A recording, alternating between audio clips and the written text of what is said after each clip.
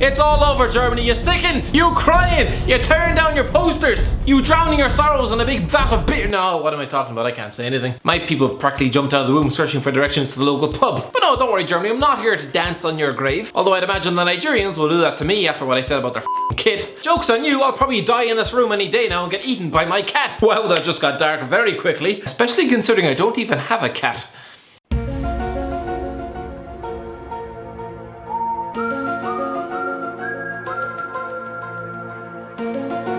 But no, Germany, all 60 million of you, or whatever your population is, I don't know. This isn't me laughing at you. I have nothing against the Germans. You know, we stayed out of the war. You know, we had our own beef going on for a while.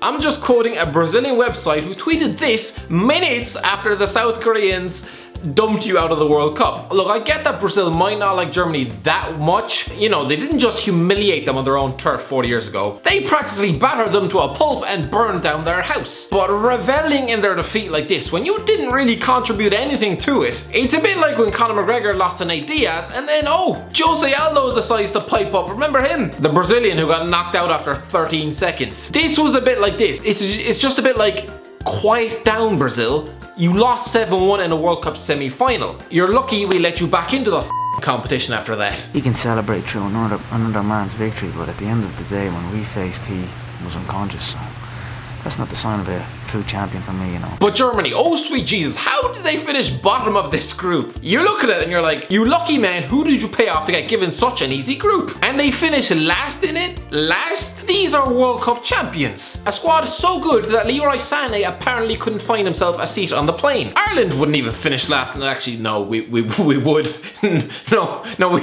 would do worse than last. We wouldn't even finish bottom. We'd finish lower than last. We'd probably come about 5th. There'd just be a big chasm of blank nothingness in 4th. That's how poor we'd have probably been. But this is why it's so important not to lose your first game. Just like in the 30s, the Germans got off on the wrong foot. Probably not the best analogy, that one. They were just complacent in every single game. Suddenly, they're somehow finding themselves playing South Korea, needing to win the game to stay in the tournament. A task that seems about as straightforward as opening a tin of beans, but they made it seem so f***ing difficult it looked like there'd been an outbreak of shingles in the camp. It's like playing FIFA against a drunk 12-year-old. Why are you playing FIFA against drunk 12-year-olds? Okay, with the FIFA and the drunk 12-year-old, very creepy, okay, incapacitated 12-year-old. That's even worse! You know you should beat him 5 or 6-0, but because the stakes are so high, you know, the pressure gets to you, this plays on your mind, your palms get sweaty, and you end up somehow losing the game and your controller through the TV. This is what it was like watching the Germans play against the Koreans. They were just so jittery, so stuttery, so nervous. It was like watching porn with your grandparents. It was just so uncomfortable to watch. That was a weird Christmas. Didn't speak much of them after that. They kept pressing for the goal, but we should have known it was futile. The Germans never do well in Russia, am I right? Don't mention the war. But Germany, where did I go wrong? I mean, I think it's gone stale a little bit. I mean, Jogi Low's been there for 12 years. Is it time to step aside? Maybe. They just looked slow and lethargic all tournament. I mean, during this tournament, they were winning for 1 single minute. I mean, I hope they enjoyed it. As for South Korea, 2 last-minute goals, 2 VAR decisions gone right. This was one of the most dramatic games we've ever had at the World Cup. And for the Koreans, I'm delighted. Listen, I could give you a really detailed description of the goals, but I think they're best described by these wonderful commentators. Why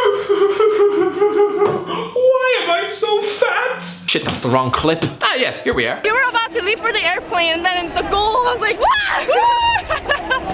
So happy. You were about to leave for the plane, but then goal. Girls, what are you doing talking to this joker? Hurry on, you've got a flight to catch. I really enjoyed the Germany-South Korea game because it brought back some nostalgic memories of when Ireland got a last-minute equaliser against the Germans in a World Cup that was hosted in Japan and South Korea. I spent the next week smashed off my on Dip Dab, Sunny D and Pokemon cards. But this was good news for one team in the group.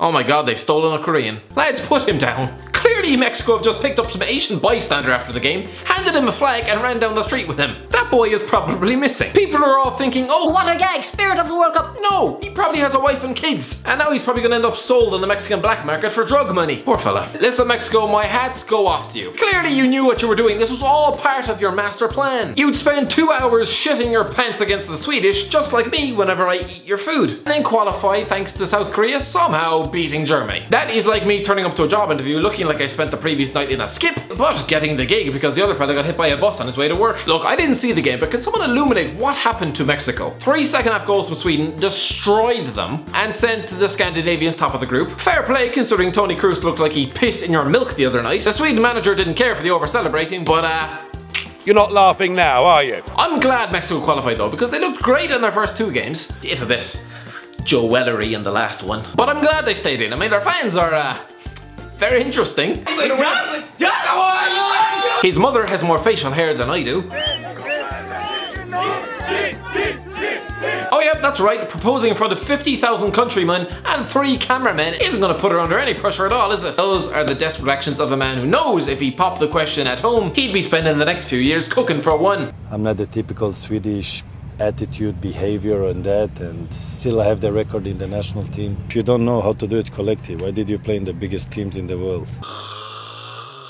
Oh, is he done yet, is he? Now, okay, we all know that Zlatan probably yanks off to a photo of himself every night before bed, despite the fact his nose enters a room 20 minutes before he does. But this was just ridiculous. I mean, did we get this from Henrik Larsson when he retired? No. He actually let his countrymen get on. It wasn't about him. Zlatan, I know you don't want to hear that. I mean, I don't think you care what I say, but you are a 36-year-old broken dishwasher playing in the same team as Ola Kamara and Perry Kitchen. Those are not top quality players. They sound like household appliances. So yes, Mexico advanced to play Brazil. Neymar and Thiago Silva had a bit of a bust up in the last game. The latter a bit put out to be insulted by the world's richest player, and this from a man who was once called a ladyboy by Joey Barton. Then again, this is probably the same day he asked his agent, what the f is a Joey Barton and how did it learn how to type? Believe me, Thiago, we've been wondering that for the last 10 years. But anyway, Brazil saw off Serbia, who had a chance of qualifying if they won the game, but then we all remember that they have a Fulham loanee up front. But anyway, Philippe Coutinho lofted the ball through for Paulinho to score. Goal made in Barcelona, but remember when he was laughed out of Tottenham? Before Silva bagged the second in the second half. So top of the group after Switzerland drew 2-2 with Costa Rica. The Swiss play Sweden, Brazil play Mexico, easy as you like. Anyway, that's all from me. If you enjoyed the video, give it a like, give it a share, and a subscribe. And here's my Twitter here. And as always, I'll talk to you in a while.